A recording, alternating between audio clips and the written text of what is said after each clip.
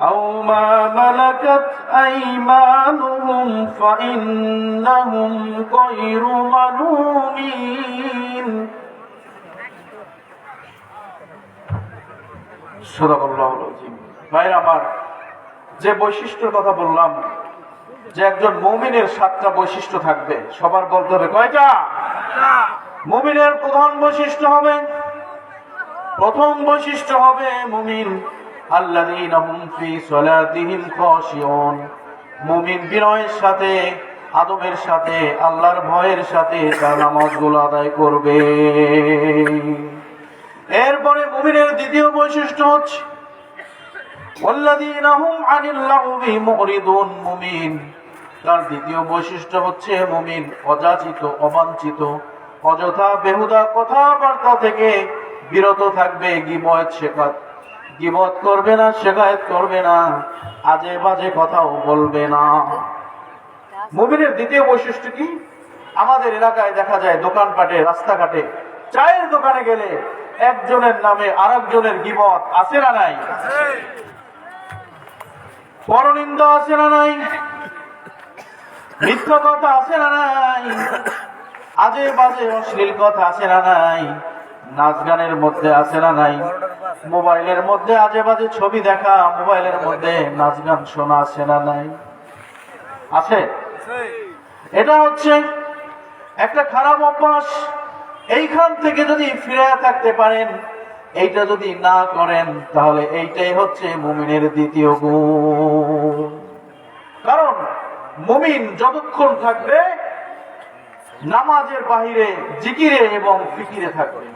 আজে বাজে মিথ্যা কথা, বদনাম, গীবত, শিকায়েত, অহংকার, এইটা মুমিনের দ্বারা সম্ভব না। দোকানপাটে গেলে কারণ আমি বদনাম, কারণ আমি গীবত করা যাবে না, এটা আজকে মাহফিলের শিক্ষা হবে। আপনাদের এই সাফা বাজারে গেলে হাজার হাজার মানুষ চায়ের দোকানে বসেন, আজকের মাহফিলের শিক্ষা হবে অন্তত ওই চায়ের দোকানে গিয়ে কেউ কারো নামে বদনাম কুৎসা করা, মোবাইলে আজে বাজে অশ্লীল দেখা, রাত ভর যারা মোবাইল চালায় 12টা 1টা পর্যন্ত নাই। এটাই হচ্ছে মুমিনের 3 নম্বর গুণ হচ্ছে ওয়াল্লাযীনা হুম লিয-যাকাতি ফাঈলুন। আর তার যাকাত গুলো, তার সম্পদের যে যাকাত হয় সেটা সঠিকভাবে মুমিন আদায় করে। আমাদের দেশে একজনের মনে করেন 100 কোটি টাকা আছে, তাহলে তার যাকাত কত? কথা বলে 2.5 কোটি। যার 1 কোটি টাকা আছে তার যাকাত কত? 2.5 লাখ। এখন সে যদি 50,000 টাকা দিয়ে দেয়, 1 লক্ষ টাকা দেয়, তাহলে কি সম্পূর্ণ করছে কি করে নাই? তাহলে কি তার যাকাত দেওয়া হয়েছে? হয় নাই, হয় নাই। এজন্য আল্লাহ বললেন যে যাকাত যারা সঠিকভাবে না দেয় আর যাকাত যারা সঠিকভাবে দেয়, এইটাই হচ্ছে মুমিনের গুণ। তাহলে মুমিনের তৃতীয় গুণটা কি? যাকাতটা কি করবে? সঠিকভাবে আদায় করবে। আলোচনার মোট যেহেতু ঘুরে গেছে, এখন সংক্ষেপে বলছি। 4র্থ নাম্বার কথা হচ্ছে মুমিনের 4র্থ গুণ হচ্ছে ওয়াল্লাযীনা হুম লিফুরুজিহিম হাফিজুন। আর মুমিন তার ফুরুজিহিম হাফিজুন বলা হয়, তার যৌনাঙ্গের হেফাজত করবে। এটা হচ্ছে মুমিনের 4র্থ গুণ। সুবহানাল্লাহ বলে। সুবহানাল্লাহ। মুমিন কখনো কোন স্থানে অন্ধকার হলেও সেখানে উলঙ্গ হবে না, এটা মুমিনের 4র্থ গুণ। মুমিন কখনো উলঙ্গ হতে পারে না। মুমিন কখনো তার যতটুকু ফরজ আছে সেটা তরক করবে না। মুমিন তার যৌনাঙ্গের হেফাজত করবে। তবে আল্লাহ বলেছেন নিজের স্ত্রী এবং তার কেনা দাস ব্যতীত বা যুদ্ধ থেকে যে শর্তে দাস পেয়েছে এই দাস ব্যতীত আর সব ক্ষেত্রে, এটা কথা কি বুঝতে পেরেছেন? নিজের স্ত্রীর ক্ষেত্রে নয়, অন্য ক্ষেত্রে। আজকে আমাদের দেশে দর্শন আছে না নাই? চিৎকার দিয়ে বলতে হবে, আজকে আমাদের দেশে পরকীয়া আছে না নাই? দর্শন আছে, পরকীয়া আছে। আমাদের দেশে যুবকগুলো বেহায়া হয়ে যাচ্ছে, যুবতীগুলো বেহায়া হয়ে যাচ্ছে। কিছুদিন আগে 14ই ফেব্রুয়ারি গেছে, আপনাদের মনে আছে কি? এই 14ই ফেব্রুয়ারিকে আমি বলি বেহায়া দিবস, বিশ্ব বেহায়া দিবস। হাজার হাজার মেয়ে ছেলে, যুবক যুবতী বিভিন্ন পার্কের মধ্যে গিয়ে অত্যন্ত ইমানের পরিচয় দেয়। বলেন ঠিক কিনা? ইমানের পরিচয় দেয়। আপনারা তো মনোযোগ নাই আসলে। পার্কের মধ্যে যুবক যুবতী কি ইমানের পরিচয় দেয়? পার্কের মধ্যে যায়, ওই পার্কের মধ্যে আবার দেখবেন ছাতা টানানো আছে, আছে না নাই? তাহলে আল্লাহ বললেন তোমার যৌনাঙ্গের হেফাজত করো, তোমার লজ্জাস্থানের হেফাজত করো, তোমার চরিত্রের হেফাজত করো। যিনি করবেন না তিনি মুনাফিক হয়ে যাবেন, তিনি মুমিন থাকবেন না। এজন্য মুমিনের গুণ, চতুর্থ গুণ হচ্ছে তার যৌনাঙ্গের, তার লজ্জাস্থানের হেফাজত করতে হবে। ভাইয়েরা আমার, এরপরে আমি এটা আগে আলোচনা করছি, ওয়াল্লাযীনা হুম লিআমানাতিহিম ওয়া আহদিহিম রাউন। পঞ্চম গুণ হচ্ছে মুমিনের কাছে কোনো আমানত রাখলে সেই আমানতের খেয়ানত মুমিন করবে না। যদি না করে তাহলে এইটাই হচ্ছে মুমিনের পঞ্চম গুণ। বলেন ঠিক কিনা? এরপরে মুমিনের ষষ্ঠ গুণের কথা বলা হয়েছে, ওয়াল্লাযীনা হুম আলা সালাতিহিম ইউহাফিজুন।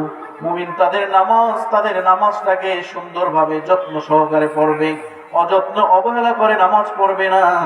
যদি করে এইটাই হচ্ছে মুমিনের ষষ্ঠ গুণ। মনে রাখেন।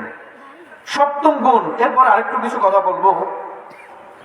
আরেকটা হচ্ছে মুমিনের ষষ্ঠ গুণ হচ্ছে ওয়াদিহিম রাউন। সে যখন ওয়াদা করবে সেই ওয়াদাটাকে যথাযথ পালন করার চেষ্টা করবে। যদি করে এইটাই হচ্ছে মুমিনের সপ্তম গুণ।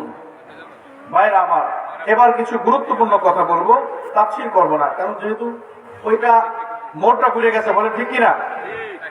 এখন আমি গুরুত্বপূর্ণ কথা বলতেছি। এখানে যারা আছেন, অবিবাহিত যারা আছেন, একটু হাত তোলেন তো দেখি। মাশাআল্লাহ। আচ্ছা, ছেলের বাবা যারা আছেন, বিবাহের উপযুক্ত, তারা একটু হাত তোলেন। মেয়ের বাবা যারা আছেন তারা হাত তোলেন। এবার আপনাদের একটু ঔষধ দিচ্ছি, হাত নামান। আমাদের দেশে একটা অভিযোগ আছে।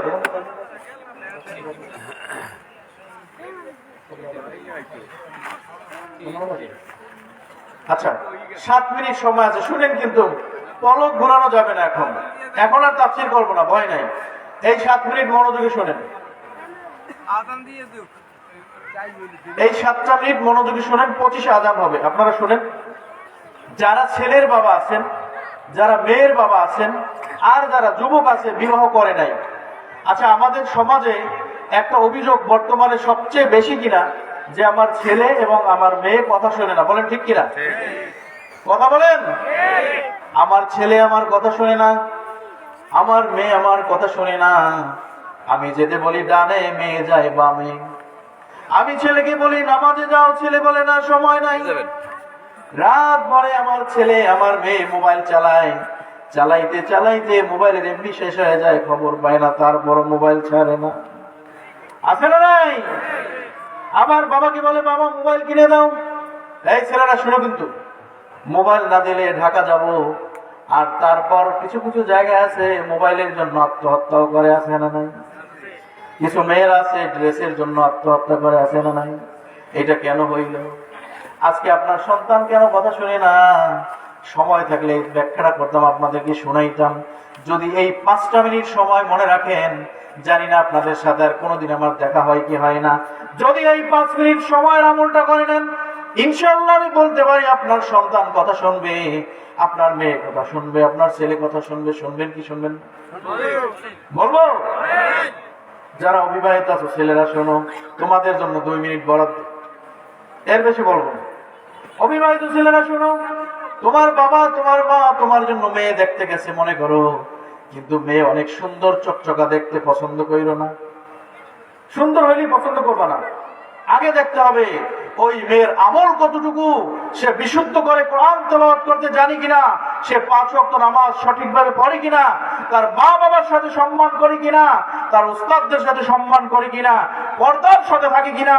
এই সব কিছু যখন দেখবা পজিটিভ, এই মেয়ে তোমার বাড়িতে আসলে পর্দা করবে, তোমার মাকে ভালোবাসবে, তোমার বাবার সাথে সম্মান করবে, তোমার মুরব্বীদের সাথে সম্মান করবে, তোমাকে স্বামী হিসেবে ভালোবাসবে। তোমাদের সন্তান যিনি হবে তিনি হক্কানি আলেম হবেন, এই সন্তানও তোমাদের কথা শুনবে। যুবকরা হাত তুলে দেখো, সুন্দর মেয়ে দেখলে বিয়ে করবা কিনা? সুন্দর মেয়ে দেখলে কি বিয়ে করবা? সুন্দর মেয়ে দেখলে বিয়ে করা যাবে না? হ্যাঁ, বিয়ে করা যাবে যদি তার আমলটা ভালো হয়, যদি সে পর্দা করে। কিন্তু আমাদের মধ্যে কিছু যুবক আছে, নতুন মডেলের গাড়ি চালায়, R15 আছে না নাই? এই গাড়ির ড্রাইভিং সিট নিচে, কিন্তু চুল মেলা দিয়া তার বউকে 3 তলার উপরে উঠাইয়া আপনাদের এলাকা থেকে পিরোজপুর পর্যন্ত একটা লম্বা সফরে টান দেন। সব মানুষ দেখ আমার বউ 1 নম্বর শ্যাম্পু মাথায় দিয়ে যাচ্ছে, কি গ্রাম। আচ্ছা বলেন তো, এর পেট থেকে যে সন্তান আসবে তাকে কি হক্কানি আলেম দাবি মনে করেন কি হবে? হক্কানি আলেম হবে? প্রথম শর্ত যুবকরা মনে রেখো। এইবার ছেলের বাবা মেয়ের বাবার শুনেন, সংক্ষেপে বলছি, আর 2 মিনিট সময় নেব।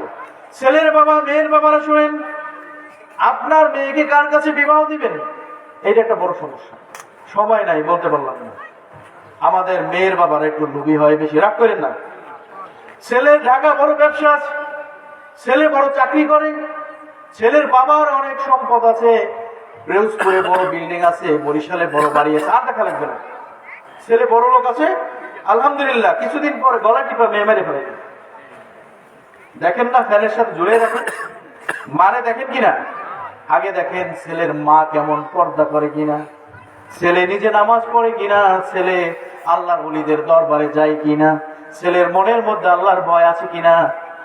তাহলে ওই ছেলে যদি সামান্য ছোট্ট চাকরিও করে, ওই ছেলের কাছে আপনার মেয়ে বিয়ে দেন। কারণ আল্লাহ রাসূল বললেন, কোন আলেমান, যদি তুমি আলেম হতে পারো হও, আর যদি না হতে পারো তোমার সন্তানকে আলেম বানাও, তাও যদি না পারো তোমার মেয়েকে আলেম বানাও, তা না পারলে মেয়ের জামাই আলেম হও, অর্থাৎ মেয়েকে আলেমের কাছে বিবাহ দাও।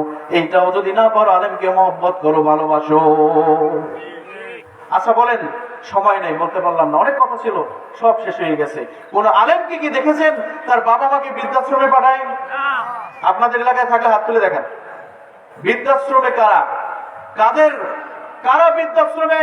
এই দেশের বড় বড় শিল্পপতি, ব্যবসায়ী, ধনী, শিল্পপতি, চাকরিজীবী, বড় বড় বাড়িওয়ালার মালিক, তাদের বাবা মা আজকে বৃদ্ধাশ্রমে, বলেন ঠিক কিনা? কারণ তার সন্তানকে শিক্ষা দিয়েছে কিন্তু আসল শিক্ষাটা দিতে পারে। এই জন্য ভাইয়েরা আমার, আজকে এই যে মাদ্রাসার উদ্দেশ্যে মাহফিল, একটা নুরানি ও হাফিজি মাদ্রাসা, ছেলের বাপদের জন্য একই ওয়াজ, মেয়ে সুন্দর দেখে আনা যাবে না, যদি ছেলেকে সুন্দর করতে হয়।